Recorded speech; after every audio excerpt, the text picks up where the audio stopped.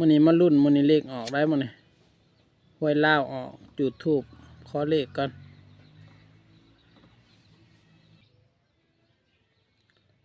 เฮาเอาไว้จังได๋เฮามาเบิ่งเนาะทุกคนมาลุ้นนำกันว่ามันจะเป็นเลขตัวใดขอให้มันออกมาเบิ่งนี่มันสิออกตัวใดมันสิออกตัวใดนี่ให้มันออกเด็ดๆเด้อให้มันออกโตมันสิออกมื้อแรงนี่ล่ะมื้อนี้มาลุ้นนำกันเด้อทุกคนเด้อจักหน่อยเฮาเบิ่งนำกันนี่ตอนนี้ฮะก็เห็น4กับ7ลุ้นอีกยังอีกตัวหนึ่งมันสิเป็นเลขหยังถาลุ้นอีกใจเย็นๆเบิ่งดู47เบิ่งทางลุมอาจจะเป็นเลขหาคิดว่าสงสัยคือสิเป็นเลขหาอยู่มีปันเข่าพร้อมจักมาแต่ทางใดปันเข่า3ปั่นพี่น้องเอ้ย1 2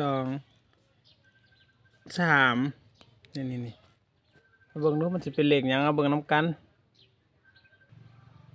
เบิ่งเอาพี่น้องเห็นคือข่อยบ่